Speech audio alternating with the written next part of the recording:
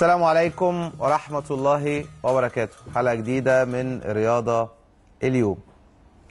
كل كلام الفترة الأخيرة دي على رحيل حسن شحاتة، رحيل مانويل جوزيه، والكلام كتر أيضا. خلاص فاضل يوم واحد، بكرة بعد بكرة هيكون انتخابات الرئاسية.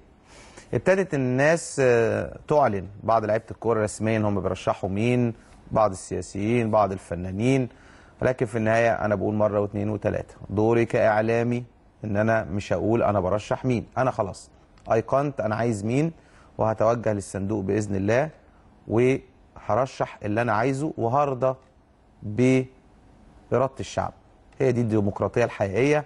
إن إحنا على فكرة يعني كل الناس 13 مرشحين فيهم 5 6 منافسة قوية جدا، يمكن في البعض منهم بعيد نوعا ما، ولكن في ناس مصريين بيحبوا دكتور عبد المنعم فتوح، في ناس مصريين بيعشقوا حمدين صباحي، في ناس مصريين بيرشحوا الدكتور محمد المرسي، في ناس مقتنعين جدا بسيادة الفريق أحمد شفيق، في ناس بيقولوا إنه عمرو موسى هو رجل المرحلة المقبلة، في ناس بيقولوا محمد سليم العوا راجل محترم ولازم يمسك، في خالد علي من الشباب يمكن معهوش فلوس يعمل دعايه جامده بس راجل فكره محترم.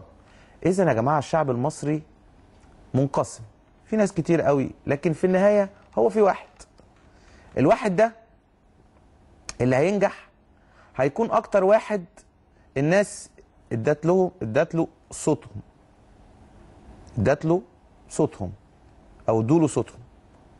فبالتالي وفي ناس تانية هيكونوا الناس اللي سقطوا التانيين الأربعة والخمسة هيكون ليهم ناس كتير قوي بتحبهم وكانت عايزاهم وكانت مقتنعة بيهم، لأن في النهاية مفيش حد.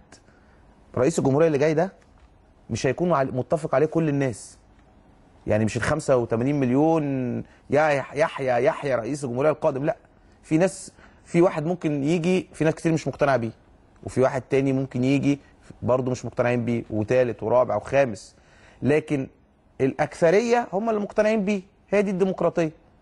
عشان كده لازم نرضى بإرادة الشعب. والله جه من هنا، جه من هنا، جه من هناك، جه من قدام، جه من أي حتة، لكن في النهاية إرادة الشعب هي اللي هتقول كلمتها. ده كان كلامي ومش هفتح بقي تاني، لأن أنا ما بحبش، أنا شايف إن أنا دوري ده برنامج رياضي، برنامج رياضي ممكن نعلق في دقيقة كده نقول كلمة أو كلمتين، لكن حياتنا كلها رياضة. خصوصا الأحداث قبل الانتخابات سخنة شوية في الرياضة، من منطلق إن 2 في قيمة مانويل جوزيه يمشي وحسن شحاتة يمشي. هتكلم الأول على كابتن حسن شحاتة، وهجيب لكم أدلة على كلامي. هل حسن شحاتة يا جماعة، كابتن حسن شحاتة اللي هو متواجد في إحدى الدول العربية دلوقتي، هل كابتن حسن شحاتة رحل عن نادي الزمالك عشان شيكابالا؟ أنا بشوف كل الفيسبوك، كل البرامج الرياضية، كل المواقع، عيب اللي اتعمل في حسن شحاتة، شيكابالا لازم يمشي. هل حسن شحاتة رحل عشان شيكابالا؟ إيه الحقيقة؟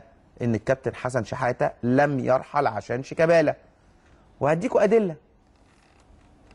كابتن حسن شحاتة جه وقعد مع مجلس الإدارة بعد موضوع شيكابالا، بعد اللي عملوا شيكابالا قعد مع مجلس الإدارة يوم الجمعة وقال لهم أنا عايز أمشي 10 1 و2 و3 و4 و5 و6 و7 و8 و9 وميدو العاشر، وقال لهم على لعيبة عايزها، وقال لهم هو عايز يعمل معسكر امتى ويحدد الميعاد. تمام؟ جه تاني يوم، جه من ورا وراح واخد حاجته وادى لحماده انور الاستقاله من غير ما يكون في لسه اجتماع مجلس اداره. مفيش اجتماع مجلس اداره حصل. طيب كابتن حسن شحاته كان ممكن جدا يطلع يقول في كل حته والبرامج كتير قوي، يطلع يقول او يقول لمجلس اداره ان شروطي عشان اكمل كمدير فني رحيل شيكابالا، رحيل ميدو. لو الاثنين دول ما مشيوش من النادي انا اعتبروني مستقيل. تمام، يبقى انت حددت حاجات معينه، لكن انت ما قعدت مع مجلس اداره قلت لهم عقوبه شيكابالا دي حاجه ترجع لكم انتوا اللي تحددوها. ثم تقدمت باستقالتك تاني يوم من غير ما نعرف اي سبب ليه، وفجاه ورحت قافل تليفوناتك 6-7 ساعات واختفيت من الوجود، وكل برامج مصر بتكلمك وانت مختفي تماما. ثم فوجئنا بان انت بتطلع على قناه النادي الاهلي مع الزميل الدكتور ياسر ايوب عشان تكلم مانويل جوزيه، تقعد تقول له انت مدرب عظيم وهو يقول لك انت مدرب انجازات، وتسيب كل جمهور نادي الزمالك العظيم دوت اللي مش فاهم حاجه، اللي كتير منهم بيعشقوك وبيتمنوا ان انت تكمل، واللي كتير منهم مش فاهمين ايه اللي حصل وايه اللي جرى. وبدل يا كابتن حسن شحاته لما تطلع تمجد في مانويل جوزيه ومانويل جوزيه يمجد فيك، اطلع قول اسباب، اطلع قول الاسباب اللي ادت الى رحيلك. يعني مجلس اداره نادي الزمالك مش عارف يوصل لك في التليفون، والدكتور ياسر ايوب والزميل خالد عبد المنعم بيوصلوا لك؟ مجلس اداره نادي الزمالك اللي احترمك وقعد 700 شهر عشان تمضي له عقد وانت مش راضي تمضي، مش عارف يوصل لك. ودكتور ياسر ايوب والبرنامج عشان مانويل جوزيه موجود فطالع انت ومانويل جوزيه بتقولوا كلام حلو لبعض، وسايب جمهور نادي الزمالك يضرب يقلب. طب تعالوا نسمع ايه اللي حصل ونكمل حوارنا.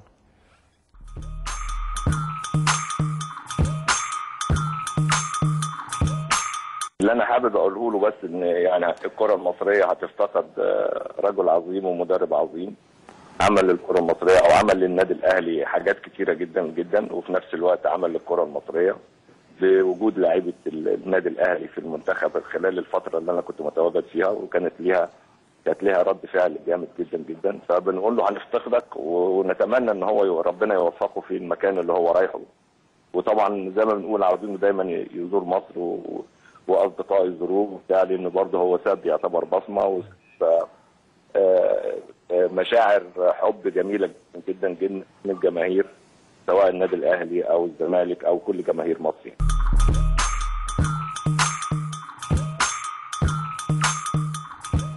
طب بذمتكم كده يا جماعه، اولى الكابتن حسن شحاته اللي ما حدش عارف يوصل له انه يطلع ويفهم جمهور نادي الزمالك العظيم والكبير، هذا النادي الرائع اللي الناس زعلانه، يطلع يقول لهم فيه ايه؟ ولا يرد على مجلس اداره ويواجه ويقول هو مشي ليه؟ لان حسن شحاته، كابتن حسن شحاته لم يرحل بسبب موضوع شيكابالا. انا بقولها لكم من الاخر، من الاخر. طيب على مدار سنه كابتن حسن شحاته مشي عشان موضوع شيكابالا. هو حصل حاجه في موضوع شيكابالا؟ ده شيكابالا اتخصم منه 2 مليون جنيه ولسه هيعرضوه للبيع. طب ايه القصه يعني؟ مش فاهم. كابتن حسن شحاته يمشي ليه يعني؟ هو لسه مجلس اداره اجتمع عشان يقر. بعد كده الناس تقول ايه؟ عيب قوي، ازاي مجلس الاداره يمشي حسن شحاته؟ هو مجلس الاداره مشي حسن شحاته؟ ده الكابتن حسن شحاته تقدم باستقالته من غير ما يقول لاي حد، وراح مديها للمجلس. المجلس شاف الورقه كده وقال ايه ده؟ ازاي؟ هاتوا التليفونات. تك تك تك تك تك 7 ساعات ما بيردش على حد، ومش عايز يرد على حد. وبعد 7 ساعات مختفي. تاني يوم يطلع يقول مانويل جوزيه ده انت انجازاتك جميله، ومانويل جوزيه يردوا عليه وانت ده انت مدرب حلو وعظيم، وسايب جمهور نادي الزمالك يضرب يقلب ولا فارقه معاه. وبعد كده الناس تقول ايه ده؟ ايه القيم والمبادئ دي؟ ازاي شحاته يمشي عشان شيكابالا؟ مين اللي قال ان كابتن شحاته مشي عشان شيكابالا؟ كابتن شحاته مشي وشيكابالا هيمشي. طيب كابتن حسن شحاته طول السنه بيعشق نادي الزمالك ومية مية، ويعاني موقف شيكابالا ده راح بيك، راح قال لك انا مش مكمل، لا يمكن. على اساس هو ده اللي حصل. سيناريو معروف طول السنه. كابتن حسن شحاته مش عايز يعمل العقد، كابتن حسن شحاته بيروح يمضي في قناه ثانيه، كابتن حسن شحاته قال لهم مالكوش دعوه امضي في اي قناه انا حر. طب العقد يتكتب فيه كده؟ لا لا، انا حر امضي في الزوم، امضي في النهار، امضي في اي حته، في ميلودي، امضي في اللي انا عايزه ومحدش ياخد مني نسبه. اللعيبه بس تاخدوا مني، انا لاعب، انا مدرب محترف، انا عايز ازود مكافئاتي في ال100% في الدوري، ازود معرفش ايه. طيب هل الكابتن حسن شحاته طول السنه، بالعربي كده نتكلم بصراحه بقى، كابتن حسن شحاته عمل ايه مع نادي الزمالك؟ خسر كاس مصر لما مسك الفرقه في النهائي 2-1 من امبي، وكان كل ماتش حرس الحدود بيتغلب 2 ويرجع يتغلب، ما اعرفش يرجع ويتغلب ويرجع. حصل ايه في الدوري؟ كان في المركز الثالث ولسه الدوري ما خلصش واتغلب كذا ماتش. في افريقيا الحمد لله ربنا ستر انتصارا للمبادئ ان شيكابالا ما سافرش، حصلت ضربه جزاء في افريكا سبورت. الزمالك بيلعب وحش جدا طول السنه عشان نكون منطقيين يعني، بيلعب وحش جدا، ومش هو ده قيمه كابتن حسن شحاته كمدرب اللي اضافها لنادي الزمالك. ايه اللي اضافه كابتن حسن شحاته لنادي الزمالك في لعب؟ احنا مش بنتكلم بصراحه. كابتن حسن شحاته اضاف لمنتخب مصر، كابتن حسن شحاته عمل بطولات 3 بطولات افريقيه، وفي اخر سنه طلع من الدور الاولاني على سيراليون والنيجر ولم ينجح. تولى المهمه وخد فلوس اكتر من اللي كان بياخدها في منتخب مصر. وعلى فكره كابتن حسن شحاته لو راح اي دوله اخرى هياخد اضعاف اللي بياخدها في نادي الزمالك، يعني حقه الفلوس دي، انا ما بقولش حاجه. لكن هل عمل حاجه جديده في نادي الزمالك؟ ما عملش حاجه جديده. في المركز الثالث في الدوري، خسر كاس مصر، وفي بطوله افريقيا وصلنا ببركه دعاء الوالدين اللي هي كره افريكا سبورت عمر جابر، ولو كره عبد الشافي الحكم ما حسبهاش ضربه جزاء كان ممكن تبقى نتيجه 3-1 والزمالك يخرج، ولكن القدر لعب لعبته والزمالك وصل. بعد ما يوصل نادي الزمالك يروح سايب الفرقه كده ويمشي ويقعد، ما هو في بقى يعني في وقت. هل الكابتن حسن شحاته طول السنه عايز يقعد؟ طب تعالوا نسمع بعد موضوع مصري في بورسعيد، مصري والاهلي، ثالث يوم بيكلم صحفي في اتحاد جده قال له انا اتفقت مع اتحاد جده على كل حاجه. تعال نسمع.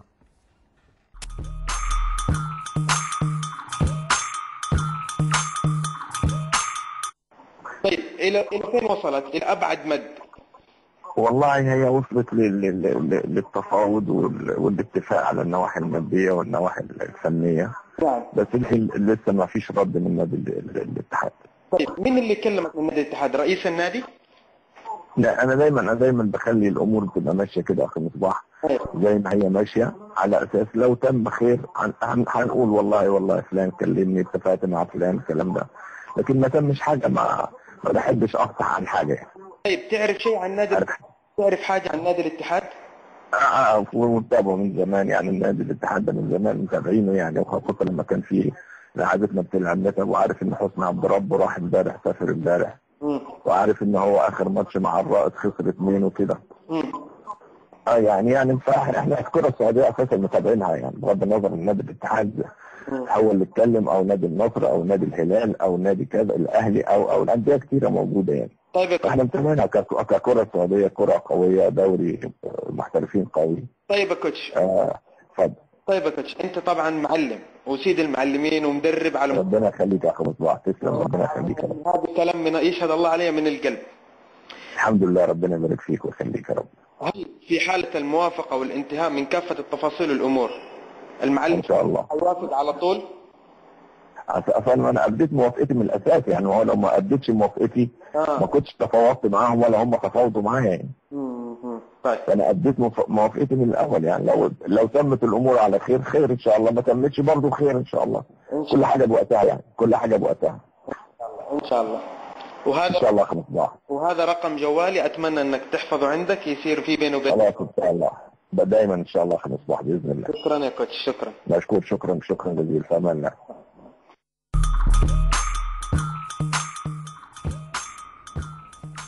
ده كان كلام كابتن حسن شحاته بعد ماتش المصري. قال انا حسني عبد ربه رايح وخلاص. انا اساسا اوريدي وافقت، انا اديت موافقتي. لو ما كانتش موافقه اساسا ما كنتش اتفقنا على النواحي الماديه. فلو كان اتحاد جده كان رد عليه كان ساب الزمالك ومشي. طيب تعال نشوف في نهائي كاس مصر لما اتغلب من امبي قال ايه لجمهور نادي الزمالك. تعال نتفرج. سوري، امبي وزمالك في الدوري. انا ماشي ده ماتش امبي والزمالك في الدوري، سوري اما اتغلب من كابتن حسام البدري. ادي شكرا انا ماشي، شكرا انا ماشي. هل في مدير فني في قيمه كابتن حسن شحاته واحد من الجمهور قال له كلمه او كلمتين يروح قال لهم يقول له شكرا انا ماشي هسيب الفرقه؟ هو كابتن حسن بيدرب نادي الزمالك ولا بيدرب نادي صغير؟ يعني حاجه مش منطقيه.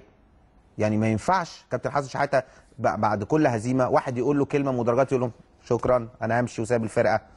وبعد كده المشكله انه ما كانش ماضي عقد والناس تقعد تتحايل عليه يمضي عقد يمضي عقد يمضي عقد. طب تعالوا وليه دايما متفاعل وكده مع الجمهور؟ بيجي يلوم اللعيبه انها تتفاعل مع الجمهور. طب ما تعالوا نشوف كابتن حسن برضو في ماتش الكروم من شيكابالا، كان الجمهور عمال يقول عايزين حسام عايزين حسام، راح شيكابالا جاب جون في الدقيقه 95. عمل ايه كابتن حسن؟ راح شيكابالا جري وراح للجمهور قول ربنا كبير ربنا كبير يا رب وراح مع الجمهور برضو. يعني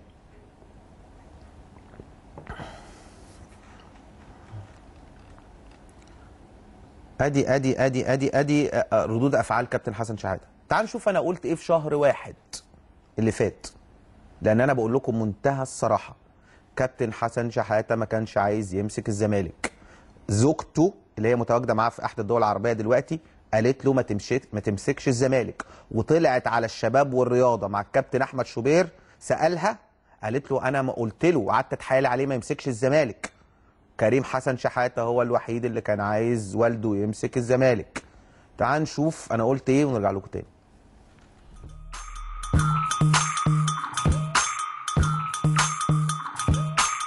انا بقول لكم بقى الحقيقه ومحدش يزعل، كابتن حسن ما يزعلش مني، انا بقول الحقيقه. كان في البيت زوجة الكابتن حسن رافضه تماما انه يمسك الزمالك، وقالت له لا انت خلاص ما ينفعش مع المنتخب تروح راجع تاني للزمالك، الزمالك اقل من المنتخب، واي نادي في مصر اقل من منتخب مصر يعني كقيمه، يعني منتخب البلد. في الوقت اللي كريم حسن شحاته ابنه قال له لا ما تمسك الزمالك، كابتن احمد سليمان ما كانش عايز برضو كابتن حسن يمسك الزمالك لانه كان مرتبط بيه، فعايزين يمسكوا منتخب عربي او كده. في النهايه فكره ان حسام حسن مشي وكابتن حسن جه، كابتن حسن قعد يفكر في الاخر وافق انه يمسك، بس اشترط لانه داخل تحدي جامد بعد رحيل حسام حسن والمفاجئ، في مشاكل في نادي الزمالك، في مجلس اداره معين، مفيش فلوس، فاشترط حاجات معينه عشان يمضي العقد، فجابوا له واشترط مرتب معين فعملوه له، ما رضاش يمضي لانه مش مقتنع. كابتن حسن مش مقتنع من جواه، حاسس ان الزمالك اقل منه شويه.